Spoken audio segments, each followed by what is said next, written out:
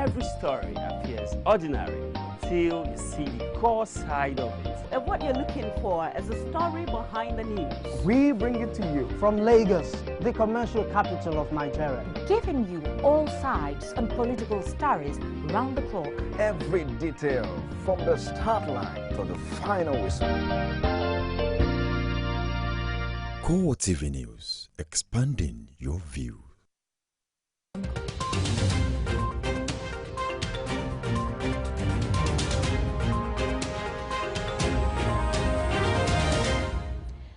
A very good evening to you. Welcome to CoreTV Primetime News. I am Omotayo Alo. In our top stories tonight.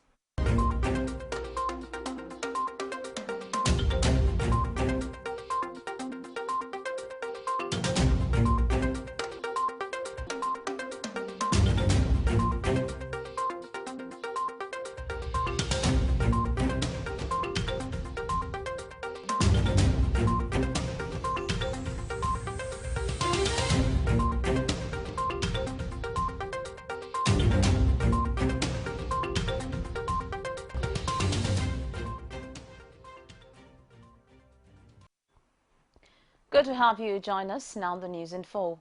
President Muhammad Buhari today concludes the Lesser Hajj to end his visit to Saudi Arabia.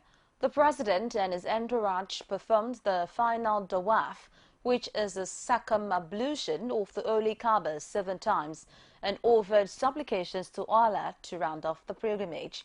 President Buhari and members of the delegation have since left Saudi Arabia for Qatar to attend the meeting of the Organization of Petroleum Exporting Countries before returning to Nigeria on Monday.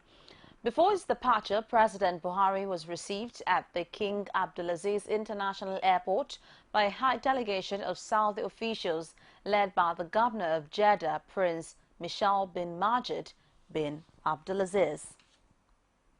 The leadership of the All Progressives Congress has been explaining the reasons for the frequent trips by President Muhammad Buhari. Chairman of the party, John Odigi Oyego, says gains from the trips would very soon begin to manifest. Jamil Afegwa reports. The press meet is to formally announce his intention to take a break owing to his need for a rest. Odigi Oyego explains that since assuming office as chairman of the All Progressives Congress and going through the campaigns, he has not had time to put his back down. Tuesday, like all human beings, I was down with malaria. I managed on Wednesday to attend the very crucial meetings that we had to hold at the presidency. Yesterday, I finally had to go to hospital just to be sure. And today, I am at work. Full stop. Quizzed on why the meeting a few days ago of party stalwarts is shrouded in secrecy, the APC chairman says matters of urgent national importance are being discussed and that Nigerians should be patient for the resolutions of these meetings. He is discarding rumors that it had anything to do with the president of the Senate, Bukola Saraki, who is standing trial at the CCT.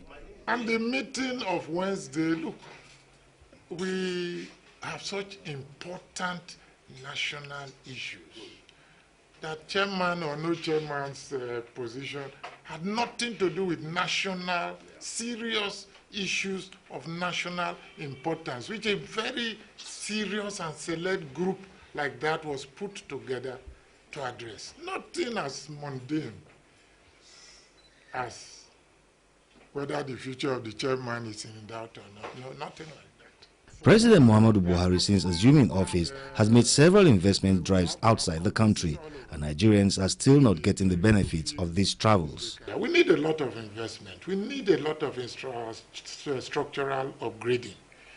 And you will be surprised that very soon, particularly in the field of infrastructure, some of what Mr. President has been traveling about putting together will become manifest, because these projects will start the process of implementation, and they will bring smiles to the faces of Nigerians. As he proceeds on his 10-day break, Vice Chairman of the party, Segun Oni, is to act in his stead. Jamil Afegwa, CoreTV News, Abuja. As the deadline given by the Speaker of the House of Representatives to the Appropriation Committee for the submission of the final draft of the 2016 budget draws near, the Chairman Appropriation Committee, Abdulmumin Jibrin, is appealing to other committees to hasten the exercise. Though some of the committee chairmen, while presenting their report, have been insisting that monies appropriated to some ministries, departments and agencies should be beefed up. As the deadline for the passage of the budget draws near, it is in the expectation of Nigerians that all the committees would have submitted their report with a view to meeting with their Senate counterpart.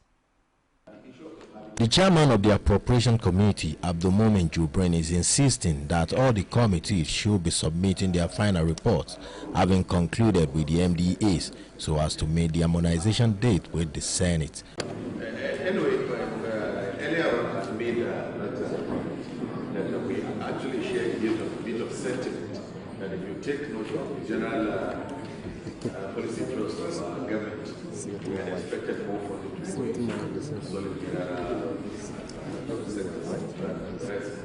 look at your request.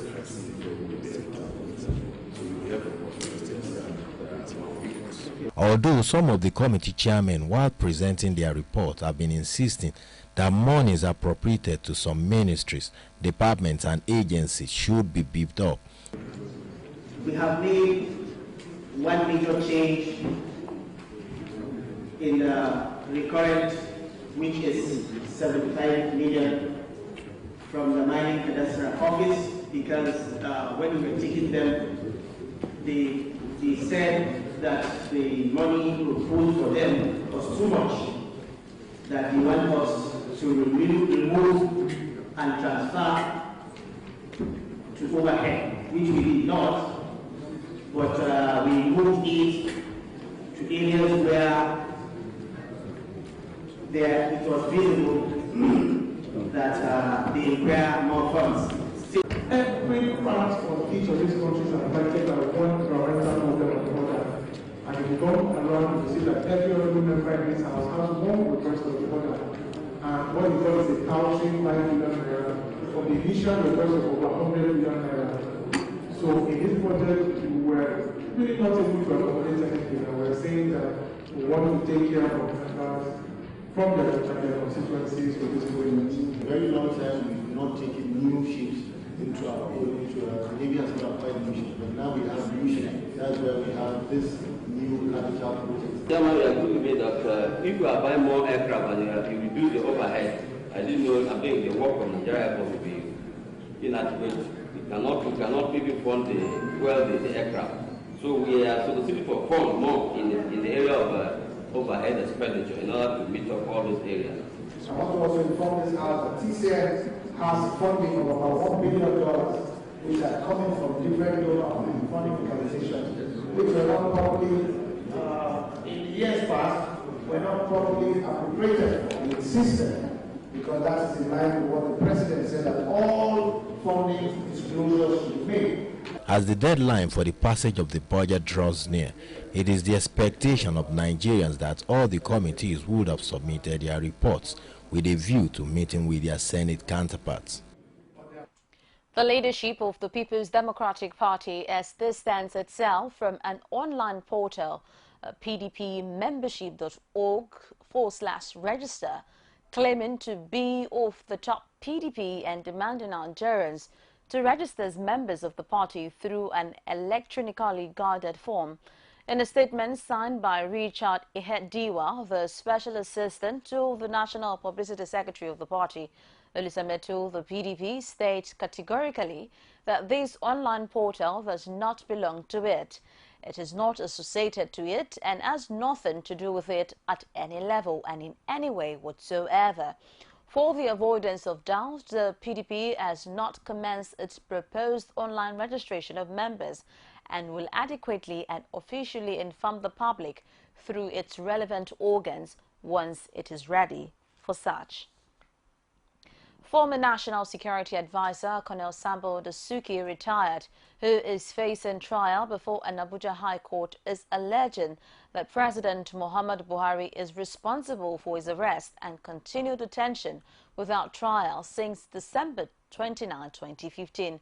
Dasuki, who spoke through his counsel Joseph Daudu, is claiming that President Buhari instigated his arrest and detention by the Department of the State Services in spite of the bail granted him by 3 different courts in various criminal charges brought against him by the federal government.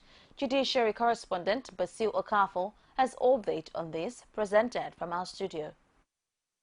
In his application, the SNSA is insisting that the president betrayed his emotions during the presidential media chat when he openly told Nigerians that he, Dasuki and Nnamdi Kanu, will not be released because they will jump bail. He's also asking Justice Peter Afen to stop his further trial until the federal government allows him on bail so as to prepare effectively for his defense in the various criminal charges brought against him. But prosecution counsel Rotimi Jacobs, in opposing the application, asked the court not to grant Dasuki's request on the ground that DSS that rearrested him is not a party to the charges against Dasuki. There was an allegation by the defendant that the order releasing the Dasuki was not obeyed, and because of that, they should be discharged and allowed to go home. So, and we argued that there was no such order, that it should be automatically released. After listening to both parties, Justice Afen fixed March 9 to give ruling on the application. The federal government had filed criminal charges against Dasuki, former Minister of State for Finance Bashir Yuguda, and 3 others for alleged crime bordering on money laundering, breach of trust, and corruption.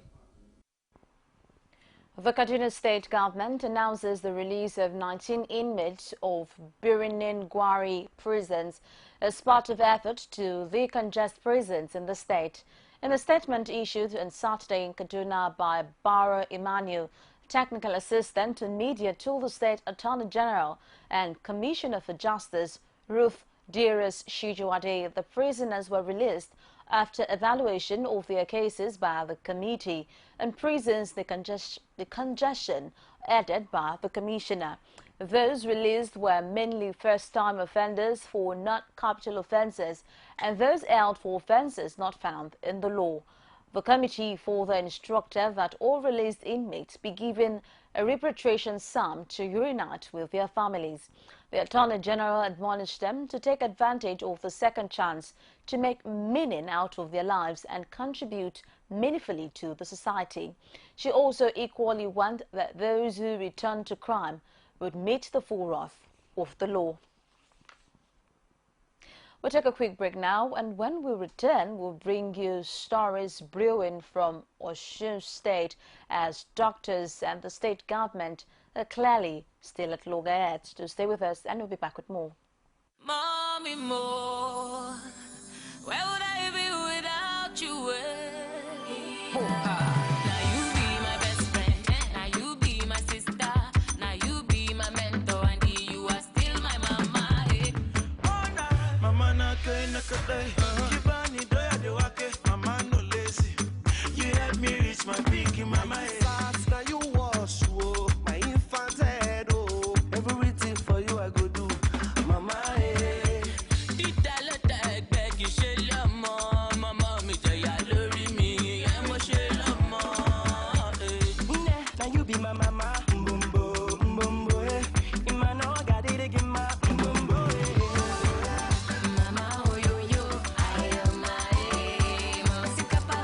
Show your sweet and caring mother how much she means to you. Celebrate her with the special Peak Packs.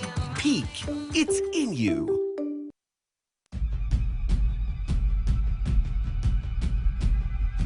Are you aware that the death percentage attributed to Lassa fever cases is currently put at 43.2%, a figure considered very high? Lassa fever, an acute viral illness characterized by high fever, muscle aches, mouth ulcers and bleeding in the skin, is harbored by rats and spread to humans via the urine and droppings of rats. To prevent Lassa fever, avoid any exposure with rodents, rats, as well as food and objects contaminated with rat secretions and excretions. Report all suspected cases of Lassa fever immediately to the nearest healthcare institution. Help prevent Lassa fever. This message is from the Federal Government of Nigeria.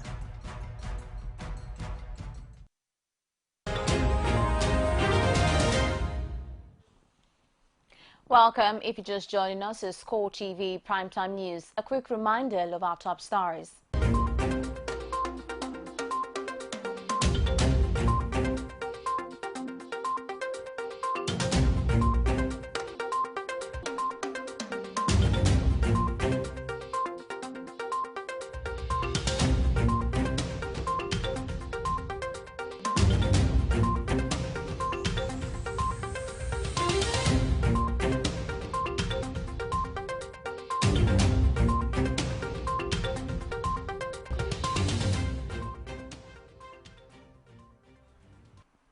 For more of the news and information, do visit us on our social media platform, facebook.com/CoreTV News, or Twitter handle at CoreTV News NG. You could get more on our YouTube channel, youtube.com/CoreTV, leave a space and news. The Labour Union and government in Osun State seems to be heading for a coalition course following Nigerian Labour Congress NLC and Joint Negotiation Council JNC Osun State chapter's demand for the payment of full salaries for workers in the state henceforth. NLC and JNC made the declaration on Saturday while addressing newsmen after an emergency meeting in Osogbo, the Osun State capital. Our correspondent Rashid reports, and this report is presented from our studio.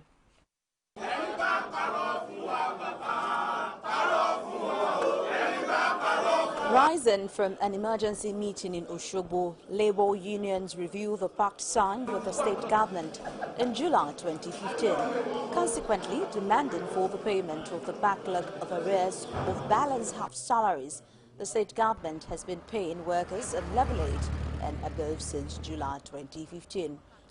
What we are demanding for is, one, that we want to continue receiving our full salary. And because the initial MOU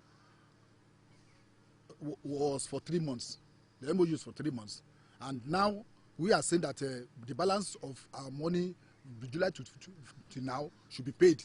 Because if you look at the salary, what we are receiving now, level 7 presently receiving more than level 8, 9, based on what we are receiving. There is nowhere we agree 50%. It was agreed based on what is available. But with what is on ground now, we want the full salary to be paid. It is the responsibility of the government to call its house to order, to let them see reason that we are sacrificing on our part. We were not the people that plunged the state into this mess. This set of people that were complaining now, that were talking mess, are the same set of people that put the state in mess. The workers also call on the state government to call some persons parading themselves as spokespersons of the government to order, stating that most of them have been party to the economic woes of the state. And apart from that, we are so that if we want to back, we are going back, that we want our salary now full, so that we want our salary full, so that people now okay. We have not sold our workers off. What we are saying is that let government now come out and pay our salary.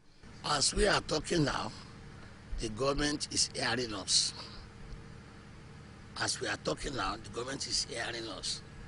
Because workers have actually passed through many rigors, trauma, agony. And for some people to sit somewhere and be passing the buck to the labor leaders, as if we have collected money from government or we have compromised. Labour and Osun State government had signed an MOU in July 2015, ending a long workers' strike with both parties agreeing on modalities for disbursing resources in the face of financial challenges confronting the state. Well, it appears the end is clearly not in sight yet in Osun State.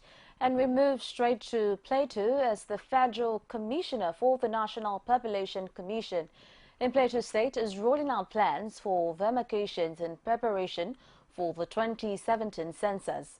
These plans are set to aid the smooth exercise of the coming national census. The Commission also called on Plateau residents to cooperate with members of its staff in the bid to achieve success. Cecilia Tapwet explains that the Commission has adopted a meticulous and gradual approach to 2017 census enumeration area demarcation, which will allow practical experimentation and adjustment in implementation.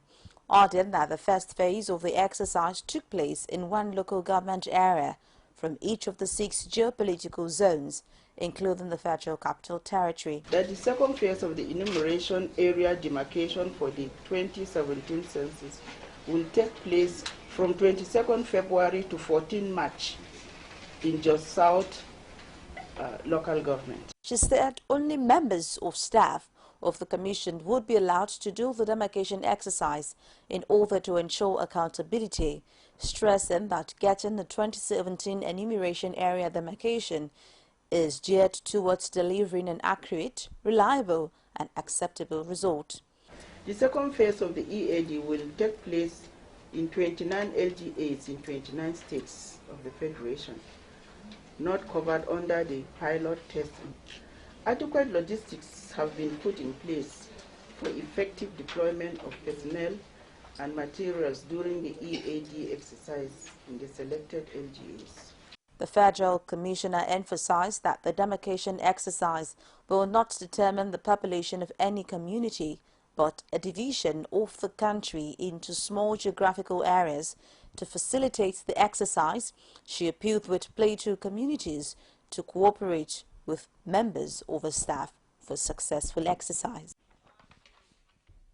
Some social arbiters have been around for a long time, so much so that they have earned legality in spite of religious and cultural sentiments associated with it, such as gambling, betting and lottery. For some, it is a pastime, and with others, an alternative means to make extra cash to support the regular income. Sarah Ayeko takes a look at gambling, lottery and legal betting. Permutation business, popularly known as Baba Ijebu, has existed for many years, enriching the pockets of many Nigerians. Known as a game of chance, many people see it as a sure source of income. But some have not been lucky, although the game has become habitual. It's helping me, of course, because I visit to pay my house rent. I've won games so many. I didn't start the business not now. I started from 2006. I started playing it, so I've won a lot of money, and I use the money to do something for myself, of course. I can't lie because I don't plan today well. I don't plan well. So, but my friend today go even make money. But me, I don't even make money. I don't know. I don't even make money, so I don't even know what happened to me. Maybe it's luck or not. How easy is it to accumulate earnings through lottery business? What economical impact does gambling have? How real are lotteries? The game of lottery is a game of chance. It's possible for you to participate in a lottery scheme for the first time and win a jackpot. It's equally possible for you to enter into a lottery game and spend all your money without winning anything. According to the National Lottery Regulatory Commission, beyond the pecuniary benefits of the game, proceeds are contributed to a trust fund for nation building. Government has made it in such a way that 20% of whatever your staking is goes into a consolidatory fund, which we call National Lottery Trust Fund. And whatever money goes into the National Lottery Trust Fund, this money is used by government for intervention. The viability of lotto or betting business depends on individual perception or what many believe is luck.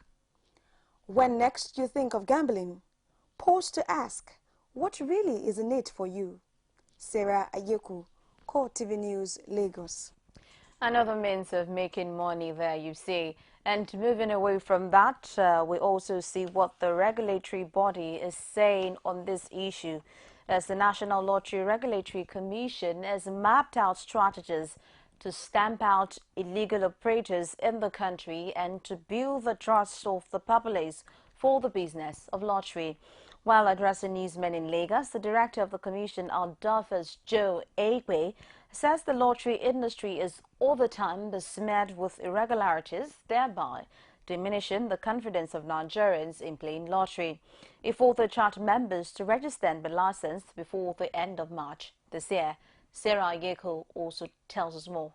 With 35 approved and recognized promotional lottery companies in Nigeria, the National Lottery Regulatory Commission is seeking to woo lottery agents scattered across the country. The Commission has been regulating blindly.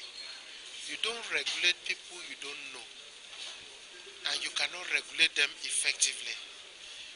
We have licensed operators, but it's the operators that engage these agents. Ordinarily, they're supposed to have clearance from us and give the records to us before they engage them. But for one reason or the other, it has not been done that way. The Commission, in collaboration with the National Union of Lottery Agents and Employers, disputes the notion of illegality of the lotto business. Basically, a lot of people see lottery as immoral, but not illegal. The legality of lottery is derived from the Act in Nigeria, the Act of 2000, National Assembly Act of 2005, which gives it the backing for it to be played and to be regulated. It is hoped that the proper documentation of lottery agents will be the starting point for credibility and confidence to be restored. Sarah Ayeku, CoreTV News, Lagos. It is the Lenten season and Christians all over the world are expected to fast, skipping 1 or 2 meals. People of other faiths also deprive themselves of the luxury of breakfast, lunch, supper or all, at some point or another in line with their religious or cultural leanings. Experts, however, believe that those who reside in an ever-busy metropolitan city like Lagos need an awareness of the extra stress the body goes through during fasting, advising on maintaining good health in spite of deprivations. Correspondent Victoria Sullivan filed in this report is presented from our studio. Health and wellness must not be taken for granted while fasting, especially by those who work round the clock or eke out a living hustling and bustling through a metropolitan city such as Lagos. This fitness expert and dietitian believes that water is very important and should be taken in sufficient quantity. I advise them, if you don't have the strength to do it, please don't force yourself. But if you can do it, when you're doing fasting, if possible, you can drink water. You can drink a lot of water. It's between you and your God. You can cut down your fasting. Some people cannot fast 6 to 6. You might put your fasting, no, some people will fast 1 o'clock, 3 o'clock, and 6 o'clock. You can put your fasting into that level.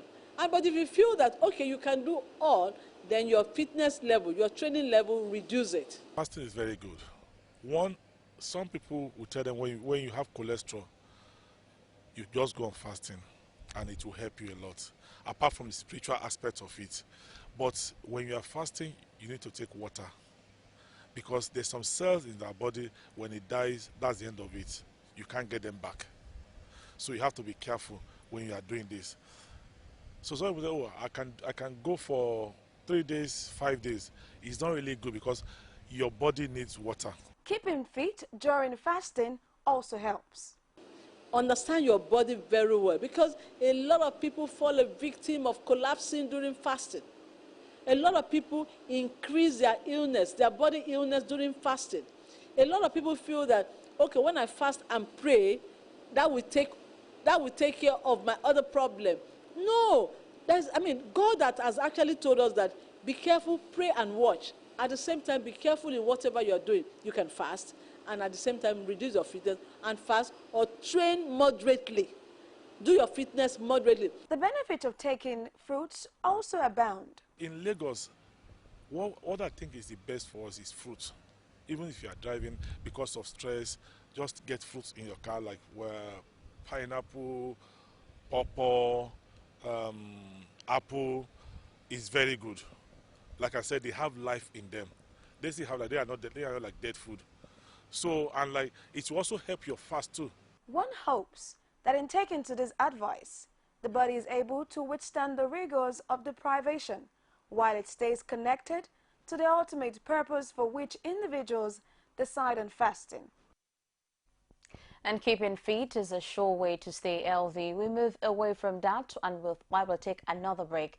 And when we do return, we'll bring you stories from outside Nigeria and sports. Mommy more, where would I be without you? Now you be my best friend, now you be my sister, now you be my mentor, and you are still my mama. Mama na kay nakatay, kibani doya de wake, mama no lazy. You help me reach my peak in mama. Now you wash, my infant head, everything for you I go do, mama.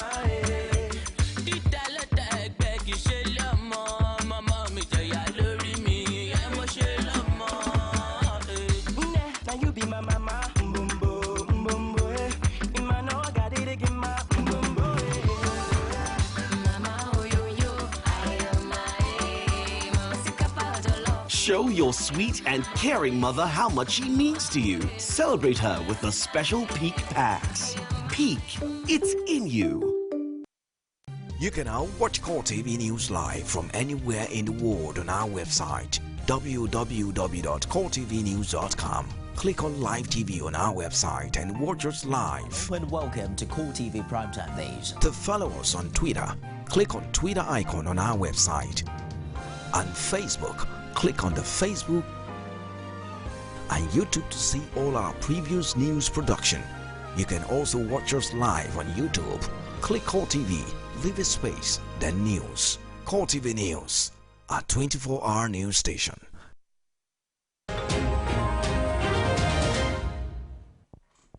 Welcome. And on the foreign scene, at least 30 people have been killed in an airstrike on a market near the Yemeni capital, Sana'a. Residents say at least 30 people were injured, most of them civilians. It is not yet clear who carried out the strike, but Houthi rebels have accused the Saudi-led coalition. The Saudi offensive is aimed at restoring the government and driving back rebels loyal to ex-president Ali Abdullah Saleh. However, some 6,000 people have been killed since the start of the campaign last year March, and about half of them are civilians. The first major temporary truce in Syria's 5-year civil war has come into effect. The cessation of hostilities began at midnight, with early reports saying front lines were silent. However, reports say several shells had hit residential areas of the capital, Damascus, but not one has taken responsibility for the action. And also, moving away from that to politics, Hillary Clinton and Bernie Sanders are facing off in South Carolina primary, the latest battleground for the Democratic presidential nomination. Clinton is seen as the favorite to clinch the state, but on the eve of the vote, Sanders was endorsed by Robert Rich, a former official in Ben Clinton's presidential administration. Both contenders are hoping to build momentum ahead of Super Tuesday's primaries in 11 states next week. Zimbabwe's ruling party has been criticized for hosting lavish 92nd birthday celebrations for President Robert Mugabe, while swaths of the population face food shortages. The event reportedly cost almost $800,000, with the opposition Movement for Democratic Change calling the celebrations obscene. The event, which was televised and featured school children reading poetry about the president, was held in the drought-stricken southeastern city of Masvingo. And now to all the sports. Power style, and that's what he delivered. In sport, Atletico Madrid won a third consecutive La Liga Bernabeu derby to practically end Real Madrid's title hopes. Diego Simeone's visitors are now 5 points off leaders Barcelona, who have a game in hand, while Real are 9 points below the champion Spain. Dramans scored the only goal early in the second half when Estienne Philip Lewis passed home. The result means Atletico are the first side in La Liga history to win 3 times in a row at the Bernabeu, as Real fans called for club president Florentino Perez to resign.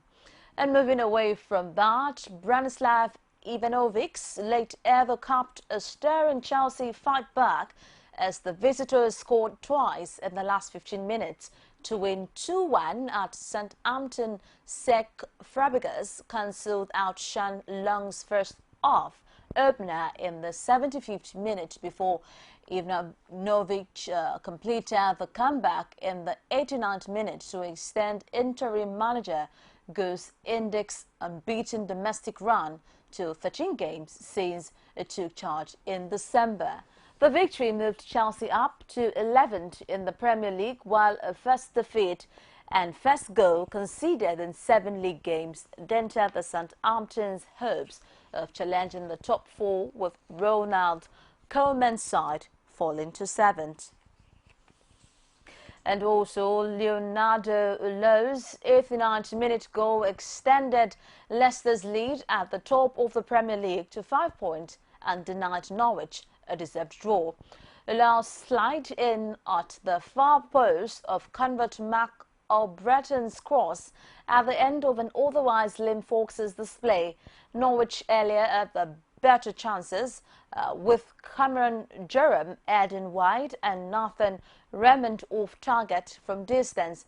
Until the Argentina's intervention, the Foxes were facing the prospect of losing top spot if either of Arsenal or Tottenham win on Sunday. But with a win, they are guaranteed to remain at the summit with 11 games remaining. And moving on, former champions Montpellier moved further clear of relegation trouble in League One with a 3-0 win against Lille at a rain-soaked Stade de la Mosson. Kevin Grugat opened the scoring after some fine play from Ray Bombos and Brian Darbo, and young substitute Erlis Shriki were also in the target for the home side.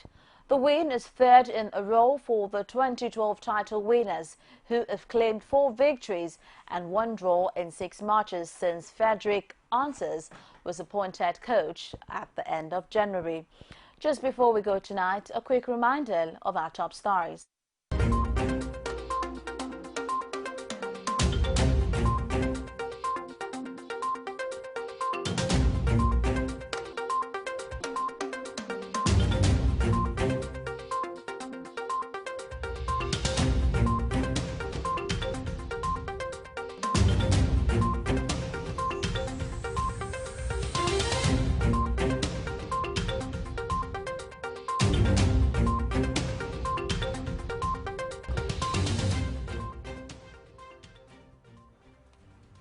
And it's a wrap on CoreTV Primetime News. Thank you so very much for joining us. I am Omotayo. Alo.